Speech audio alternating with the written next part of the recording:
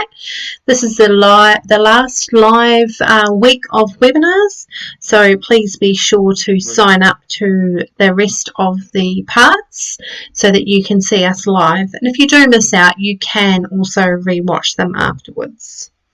So welcome everybody. Grab a pen and paper, grab a cup of tea, and we shall get started. First off, we would like to do an acknowledgement of country. 30-foot drop acknowledges the traditional owners of land throughout Australia, and recognises their continuing connection to land. Sorry about this. Cara, no, there's one by the fruit bowl. There's one by the fruit bowl. Shut the door, please. Sorry about this. Let me start that again. 30-foot drop acknowledges the traditional owners of country throughout Australia and recognises their continuing connection to land, waters and the community. We pay our respects to the Indigenous people, their cultures and beliefs, to the elders both past and present. 30-foot drop funding. 30-foot drop would like to acknowledge the Department of Communities, Disability Services for funding this and many other initiatives. Without their help, so many projects such as this Two Wise Monkeys project wouldn't see the light of day, and we would be much more poorer for it as a community.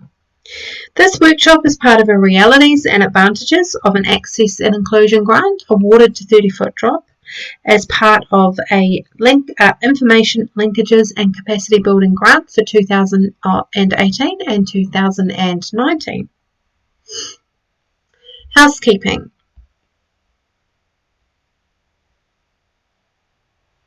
Unfortunately, we do not have all of the resources to monitor all of our live streaming platforms. So what that means is if you're watching from Facebook or YouTube, you won't be able to send me a direct message. But if you do want to send me a direct message, you can jump onto this link just below the video, which is www.30footdrop.com.au/live, and you'll be able to see the live box and you can write a message through that. So that is another way of communicating. We'll be covering a lot of information over a short period of time, so we try and get attendees to try and minimise any distractions.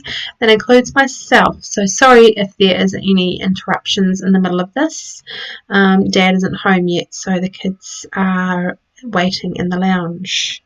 Please make sure that 30-foot drop is tagged and anything that you share about us, because we'd love to get our message out there, and the more people that know about what we're doing, the more we're going to be able to change people's mindset and educate people within the community about disability and impairment.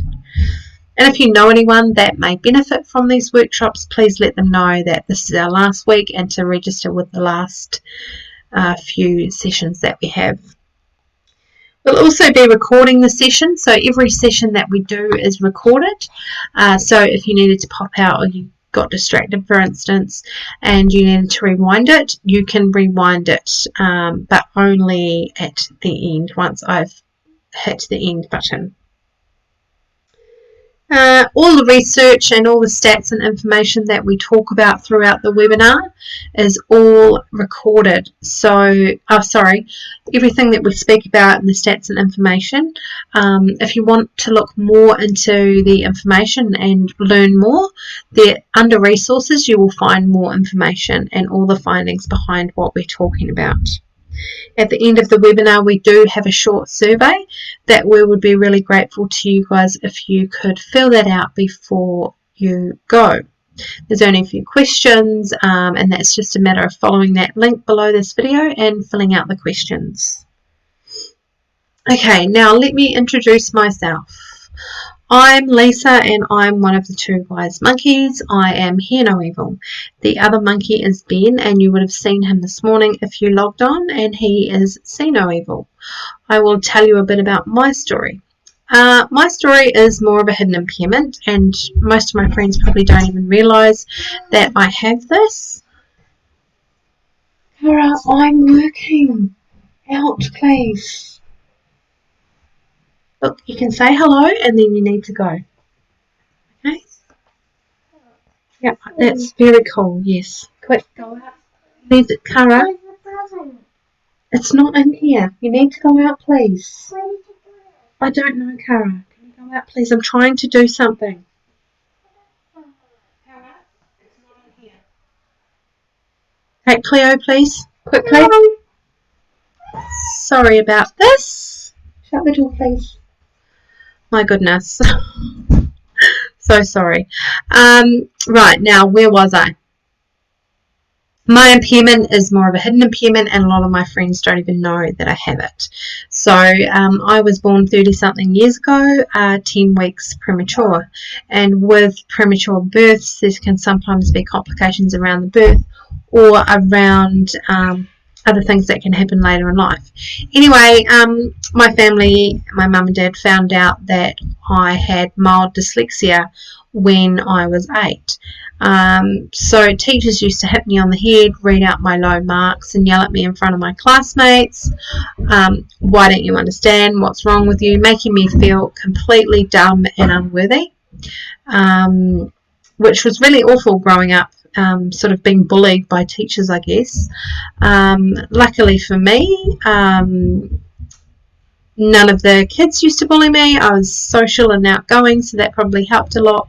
But I didn't let it stop me. I was determined to prove these teachers wrong, and I ended up finding my passion was in art and being creative. And I ended up getting in the 90% IEL for art and photography, the subjects, and doing really well with it. I've got an arts diploma, I've got a museum grade diploma where I've worked all around the world, where I looked after and preserved museum grade artwork, anything to do with picture framing I did, and I knew, and I organised exhibitions. I painted myself and had my own exhibitions all around the world, did the marketing, all that kind of thing. Anyway, so I am here to say that if you do suffer from a learning impairment, please don't let it put you off. It doesn't matter that you're not the most amazing mathematician or speller. You'll find something that you are good at and better than others, and it's just a matter of finding that and following those passions and believing in yourself. Definitely got to believe in yourself. Anyway, that is my story. Let's get into the nitty-gritty of today. First up, though, when we look at the monkeys, there's supposed to be 3 wise monkeys. We've got hear no evil, see no evil, whereas speak no evil. I've got a speak no evil behind me, but who else is going to be speak no evil? Today, speak no evil, or tonight should I say, is going to be you. The aim of tonight's webinar is to turn you into a wise monkey. You'll begin on a journey of realising, impairment or not, we're all human and deserve to be treated and acknowledged in the same way as everyone else. Such an important message there. We all deserve to be treated and respected in the same way as anyone else. And if you did want to grab one of those gorgeous monkey t-shirts behind me, they are available on our website in our shop, and they range from size 5 kids size all the way up to size 5XL adult size, and they're available in black and white. So now I'm going to go over the outline and method of tonight's workshop. So how are we going to get you started on the path of a wise monkey? Well, there's a lot to learn about people with impairment and the opportunities that they represent as employees. First up, we will examine and bust some of the common myths around employing someone with an impairment. After a little myth-buster session, we will get down to brass tacks and look at the subsidies available when employing someone with an impairment and how to access them. The final subject we'll be talking about will be workplace modifications and how to access the funding for these. To finish up, we normally do an open forum where people can ask questions, and then I can talk about them with you, whatever those questions may be. So, how are we going to cover this? What will our teaching method be? The answer is fun, open and honest discussion. If we can't be open and honest about disability and impairment, then things aren't going to change. So something to be mindful of. We need to be open and honest about how we feel, and if we notice something within a business that is not accessible or inclusive or really does affect someone with a disability and impairment, we need to nicely tell people so that they realise that it's not accessible or it's not inclusive. Right, okay, so you'll notice as well there's very little written content on the slides, and that's so that it's easy for everyone to interact and understand. And if you do have a hearing impairment and you are wanting subtitles, please head over to Facebook, 30-foot drop page, and turn the sound down and you'll get subtitles.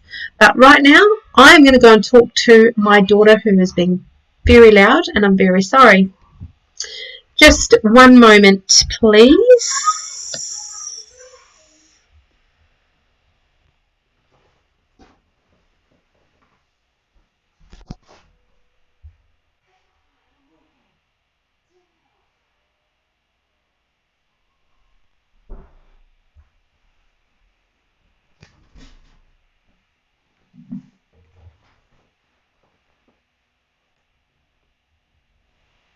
So I'm back. Right, so we've done outline and method. Now let's get into the terminology. So we're going to go over some words here that a lot of people get mixed up and sort of think that these are the same, mean the same thing, whereas they don't necessarily. So let's go over these. First up, I'm going to talk about impairment and what it means. An impairment is an injury, illness, or congenital condition that causes or is likely to cause a loss or difference of psychological and physiological function. In short, your impairment is your medical diagnosis. So my medical diagnosis is that I have mild dyslexia. A disability, on the other hand, is the loss or limitation of opportunities to take part in society on an equal level with others due to social and environmental barriers. It is, as the word implies, something that makes you unable to access or participate in something.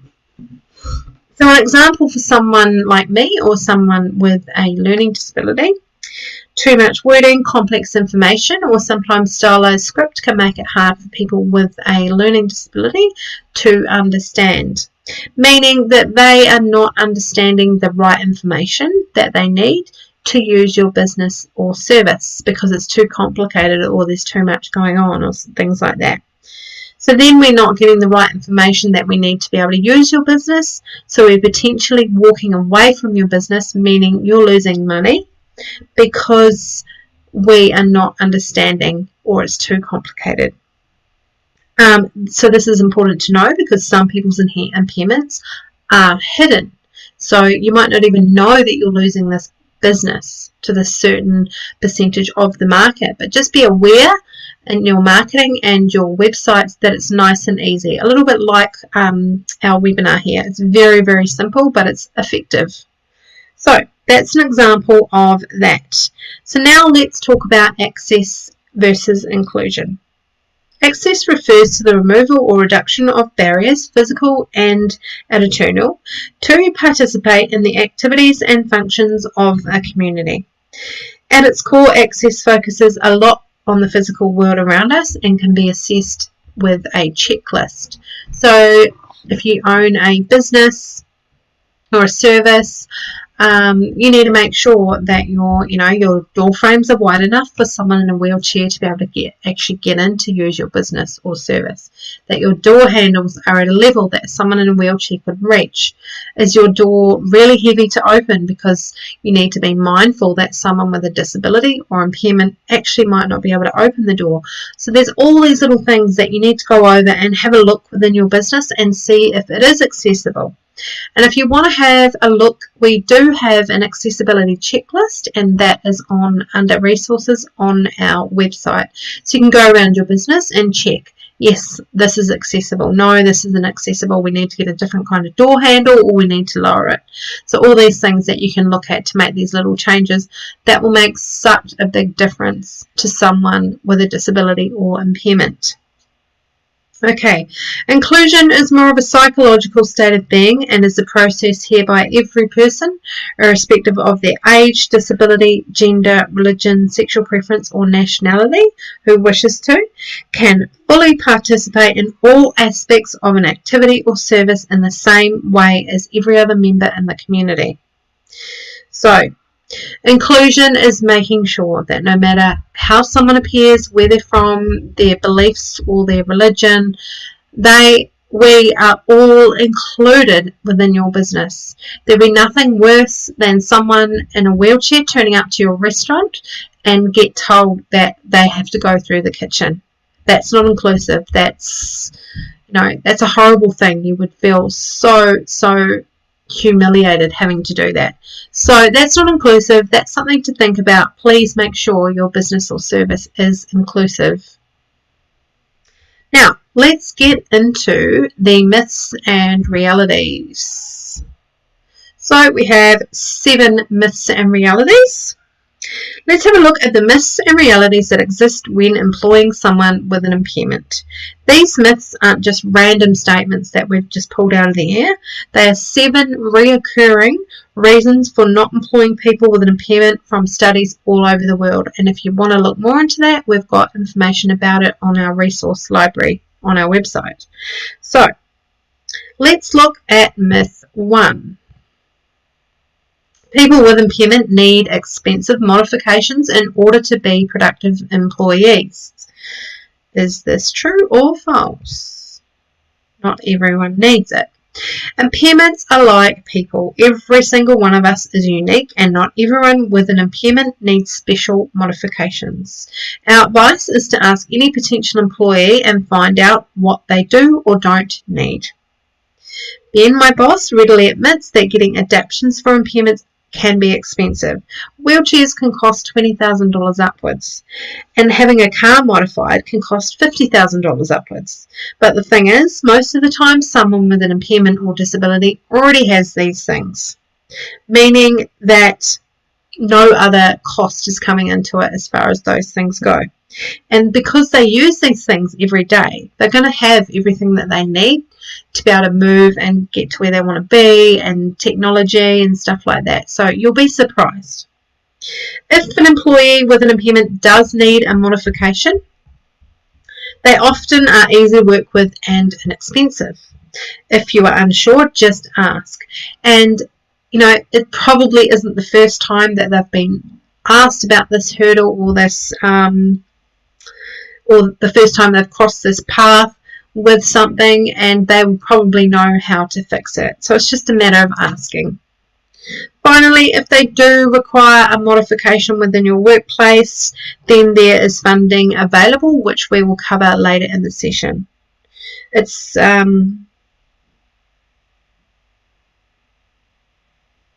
So people with impairment do not necessarily require adaptations to work within your workplace. So myth 2. People with impairment are frequently absent from work. Let's see if that's true or false. Opposite is true. This couldn't be further from the truth, and in fact the reality is the opposite.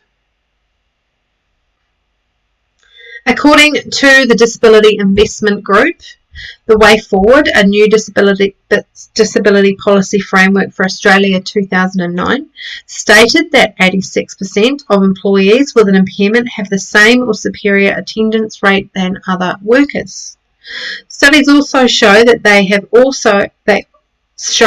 also have a reduced turnover rate, which means less onboarding costs for you and your business, meaning that you will actually be saving money. Why is this the case? Well, the studies show that people who have a disability or impairment have an unemployment rate which is double the rest of society. This is crazy. So for people with a disability or impairment, it takes them on average twice as long to land a job.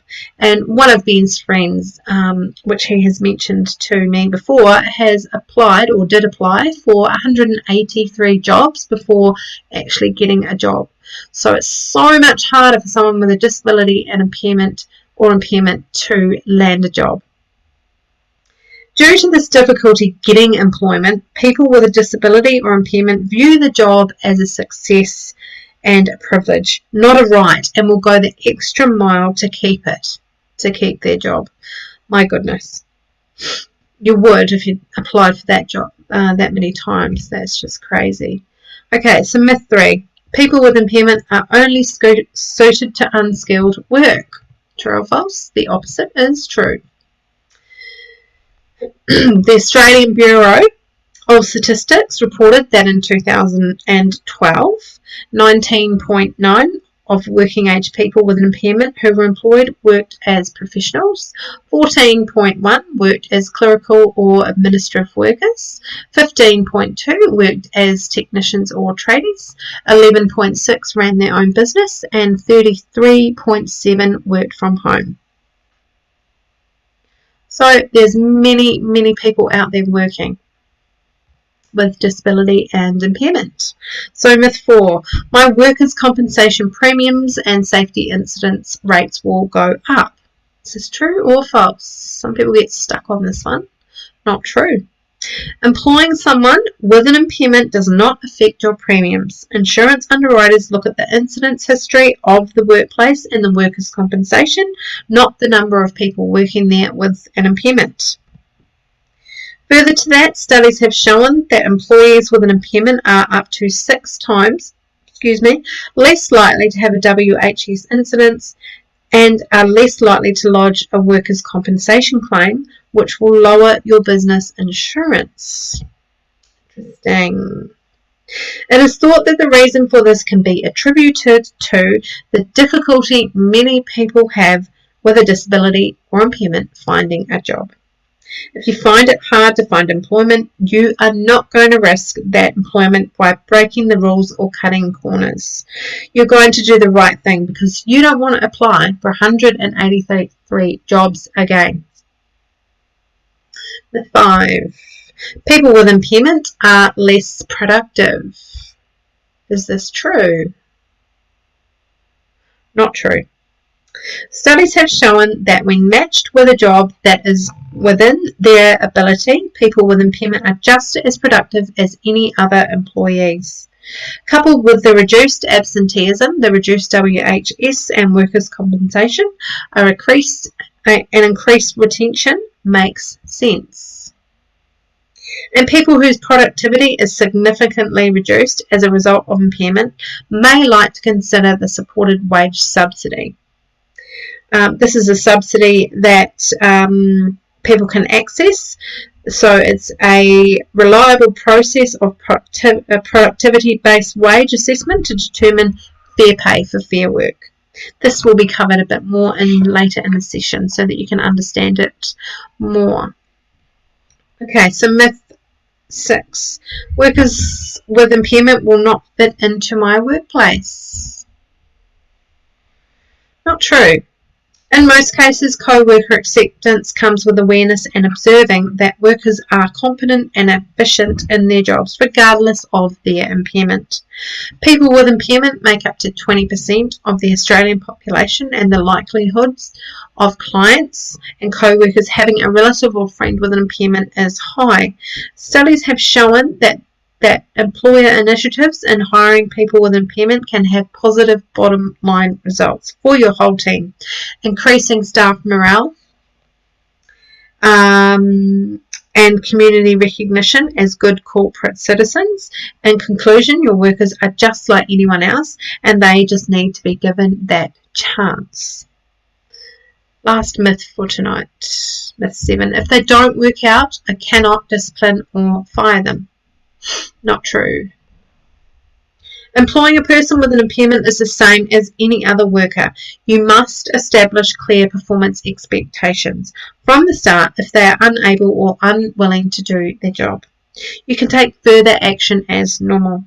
There are no special laws that prevent you from disciplining or terminating an employee who is unable or unwilling to do their job. So those are the myths. I hope they all make sense to you guys. If you want to look further into those, there's more resources on our 30-foot drop website. So now we will be going over the subsidies. what subsidies are available.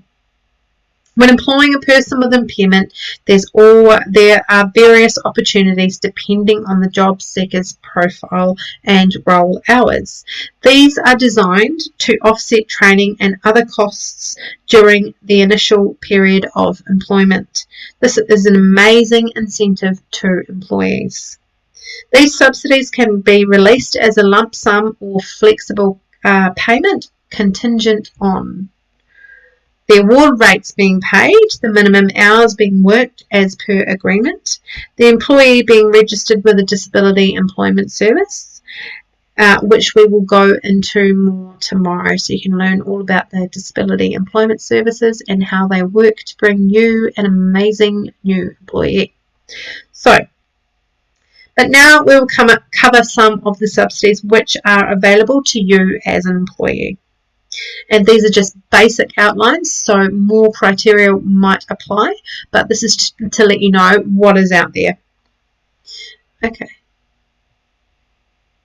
Wage subsidy 1 is $1,500. The requirements are: the employee needs to be registered with a disability employment service provider. The candidate will need to do an average of 8 hours a week over 13 weeks. With the intention of going on to do 26 weeks. 26 weeks. That's not coming up. The payment is still made if the job has to end at 13 weeks. Wage start 2 is $6,000. The requirements are, once again, that the person is registered with a disability employment service and that the person is under 50 years old at the time of the employment and has been looking for a job longer than 52 weeks or more. They must work an average of 15 hours a week with the intention of going on to 26 weeks duration. Restart subsidy. Now we're starting to get up to bigger numbers here, is $10,000. The requirements are that the employee, once again, has to be registered with a disability employment service and that the employee is 50 years old and over. Once again, they have to be unemployed for 52 weeks or longer. So actively looking for a job for 52 weeks or longer, they need to receive an average of 20 hours per week actual business for 26 weeks, for a 26 weeks period. So with those hours, you can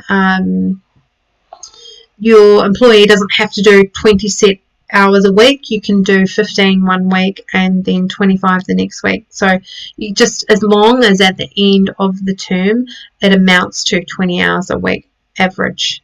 So you can swap it around and make it work with yourself and your employee.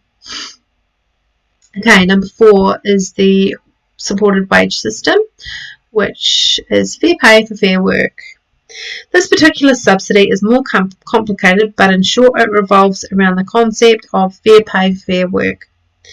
It allows candidates who cannot perform all job requirements to receive a productivity-based wage, not to disadvantage the employer financially.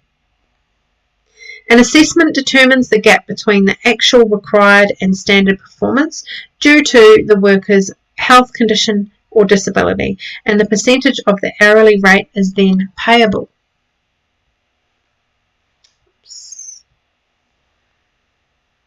For example, if it's determined that someone is producing 70% of the job requirement, then the relevant award rate is applicable, but only at 70%. So how can employers access these subsidies? Get in touch with your local disability employment service to get started today. We'll be discussing these tomorrow, however, if you did want to go more into that detail of that. Okay, so now we're going to talk about job access and the modifications. Job access, what is it? It is the national hub for workplace and employment information for people with disability. Employers people with disability employers and service providers in Australia. It's funded by the Employment Assistance Fund, which is a government service, and they offer financial assistance for workplace modifications that assist people with a disability to then gain meaningful employment. Now let's go over the workplace modifications. Used for modifications and assistive technology and services such as, so you can use the modifications for all examples of the following: the cost of making adjustments to the physical workplace. They could also be used to do modifications to vehicles or specialist equipment. You could use them for information and communication devices, for Auslan interpreting services, specialist services for employees with specific learning disorders or mental health conditions. Use them within your whole team so that you can then run disability awareness training, or use them for a mental health awareness training workshop. So there's many things that you can use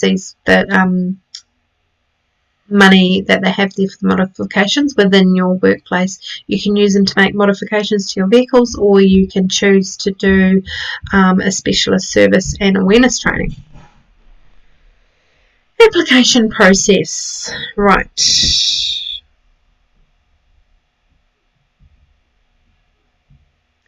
Most disability employment services will facilitate and arrange any assessments that are required.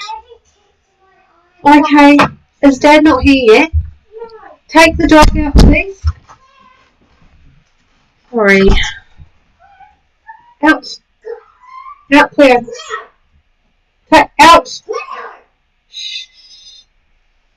Can you shut the other door, please? Sorry, their dad's meant to be home by now. I'm not sure what's going on. Oh my goodness. Most disability employment services will facilitate and arrange any assessments that are required. They look at what they're doing. Oh, sorry. I'm completely losing it because of my children. And I'm losing my focus. So application process, you submit the application to the employment, no, that's tomorrow. Most disability employment services will facilitate and arrange any assessments that are required. They know what they are doing and they are brilliant at the job, but you can also do it yourself. So you must submit an application to Job Access. Job Access then assesses the application. And if the application is successful, Job Access advises the workplace if an assessment is required. If asking for something big, they will come in and assess the place. If no assessment is required, then the workplace purchases the goods and services and gets reimbursed by Job Access. If required, Job Access will arrange a specialist to confirm the workplace modifications validate the modification and use them for any other questions that you might have within your business if you need to know anything else about the modifications. And once again, workplace modifications are then reimbursed by Job Access. So, funding caps.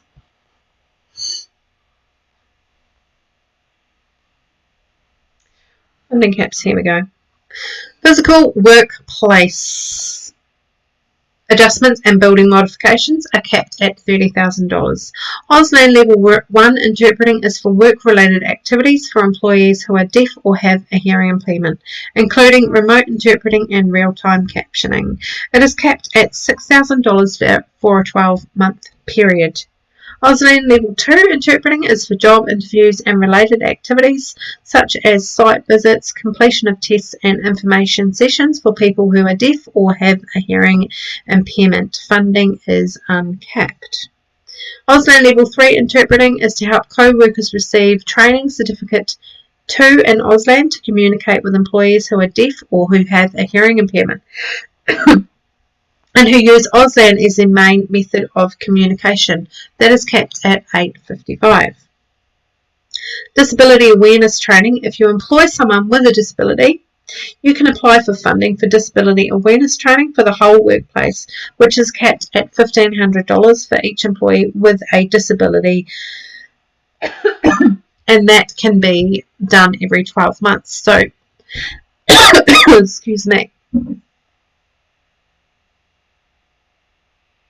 If you employ someone within your business with a disability or impairment, and you're wanting to provide some kind of training to your whole team, then you can hire a disability awareness team, training person, to come in and teach the whole team about disability and impairment so they can better understand that person that's working within your business.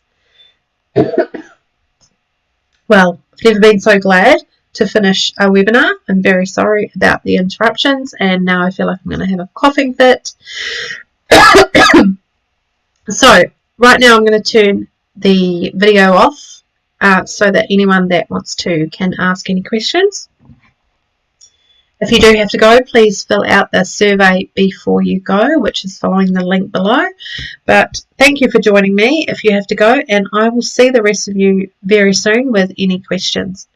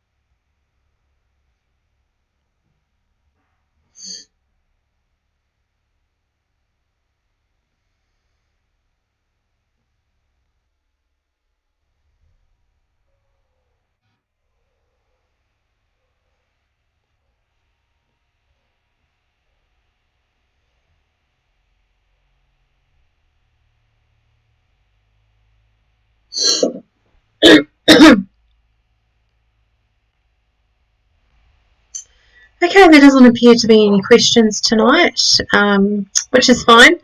Before you go, please go over to our website or this link below and fill out the survey. We'd be much appreciative if you could do that. Thank you for joining me. I will see you again tomorrow from the office. And I look forward to doing part 2 with you tomorrow. Thanks for joining me, and sorry about the interruptions.